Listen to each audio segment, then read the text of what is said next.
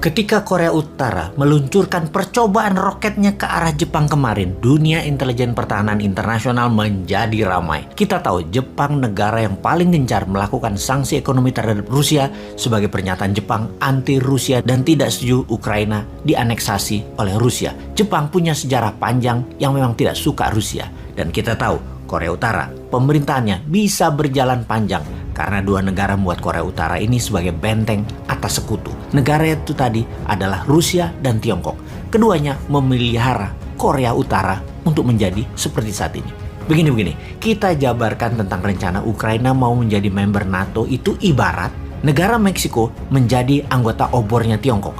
Atau Meksiko gabung dengan Rusia dalam fakta militer. Pasti Meksiko diinvasi oleh Amerika karena Meksiko adalah pagar atau benteng Amerika dari selatan. Ketika Putin mengatakan akan meluncurkan nuklir sebagai deterrent factor atau faktor penggentar, sesaat setelah pernyataan itu meluncurlah roket ke arah Jepang dari sisi timur semenanjung Korea dengan mengatakan uji coba yang dilakukan oleh Korea Utara. Padahal itulah deterrent factor atau kode keras. Don't mess around with Russia, wahai Jepang. Kata-kata tersebut keluar lewat Korea Utara, dititip oleh Rusia. Semakin menarik ini perang Ukraina karena Rusia main dua kaki dengan cantik. Sisi Eropa Timur dan sisi semenanjung Korea. Di sisi Natuna Utara, kayaknya dapat dipastikan Tiongkok saat ini sedang memanaskan engine perangnya di sana. Kapan ini menjadi bencana dunia? Kita sudah mengatakan jauh-jauh hari sejak tahun 2019, di mana Menteri Keuangan kita kan sama, dia juga. Kita mengatakan ubah strategi ekonomi bernegaranya karena ini bukan masa dunia dalam ekonomi normal. Ini dalam war.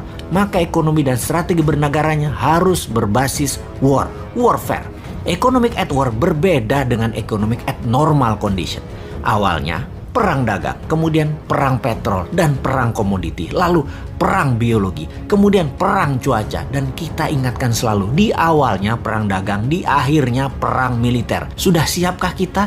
Indonesia maksudnya sudah siapkah?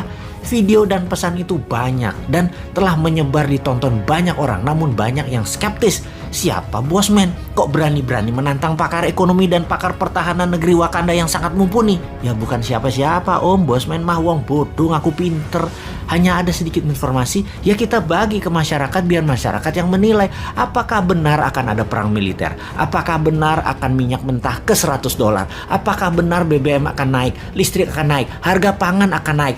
Mending harga naik kalau ternyata stoknya nggak ada karena dunia perang. Semua negara nyetok buat rakyatnya. Wakanda adalah negara yang dibuat supaya menjadi negara pengimpor dengan rendahnya produksi. Maka sekarang stoknya tidak ada, bukan hanya mahal, tapi ya sudah. Semua sudah terjadi.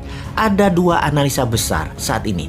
Akankah perang dunia ketiga terjadi di mana blok Rusia, mantan Soviet, ditambah Tiongkok dan Korea Utara serta plus kemungkinan Wakanda di satu sisi, kemudian di sisi lawan Eropa Barat, NATO, Amerika plus sekutu Amerika. Analisa pertama, kalau Ukraina didiamkan, dibiarkan untuk Rusia oleh NATO dan oleh Amerika, dikasih ke Rusia Ukraina tersebut, dilanjutkan dengan perang diplomasi, maka selesai. Tidak ada perang dunia ketiga, selesai. Analisa kedua, Amerika, sekutu, NATO, dan Eropa Barat menyiapkan tentara di battleground atau perang darat dalam jumlah besar. Seperti di Normandy di tahun 1942 atau seperti di Saudi di tahun 1090-an akhir. Kemudian mencoba membebaskan Ukraina. Maka perang dunia ketiga bisa terjadi. Perang dunia ketiga akan terjadi karena ketika NATO CS membangun kekuatan di Eropa Timur atau di Eropa Barat untuk masuk ke Ukraina, maka di sisi timur, di Indo-Pasifik, Korea Utara bergerak nakal ke Jepang dan Korea Selatan, lalu Tiongkok pasti masuk ke Taiwan. Amerika CS terbelah konsentrasinya. Hal terburuk, di semua posisi Amerika dan sekutunya kalah. Maka dunia punya New World Order baru, yaitu Rusia dan Tiongkok yang berkuasa. Ini sebuah peluang game changing kalau Wakanda di bawah New Mind, karena pasti memilih membangun kekuatan nasional selagi mereka perang dengan printing money, kemudian membangun secepat kilat kekuatan nasional berbasis mineral, rempah, dan raja maritim kuasai Selat Nusantara.